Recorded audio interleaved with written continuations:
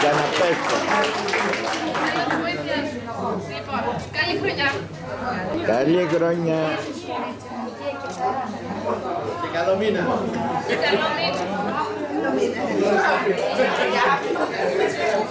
Τρεις.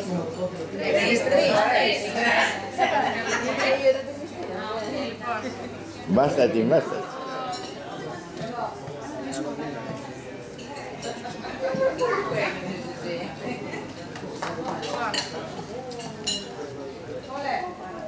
Εντάξει, τώρα δεν μπορώ να τα διαρρέσω σωστά, θα κόψω τα... Εντάξει.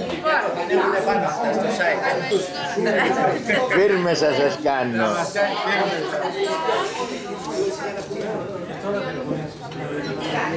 Ένα για την Παναγία. Ένα του Χριστού. Ένα της Παναγίας. Σε παρακαλώ, πατέρα μου. Μπαμπάς.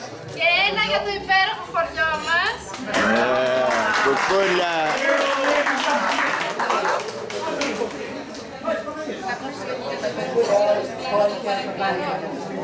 Εντάξει. Ωραία. Βάλε και ένα για τον Για κρεπετάρα. όλους εμάς που συναντηθήκαμε σήμερα.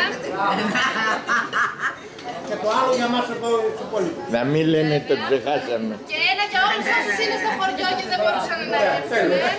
Θα τα δει. Και τα υπόλοιπα να τα κόψουμε. Και για το σύλλογο να κόψουμε ένα κομματάκι.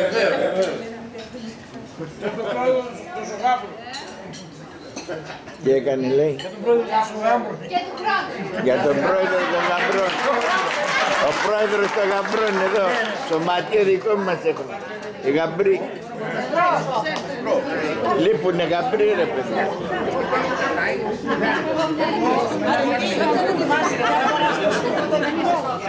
Ρε Μίτσο, τα φάεις όλα ρε.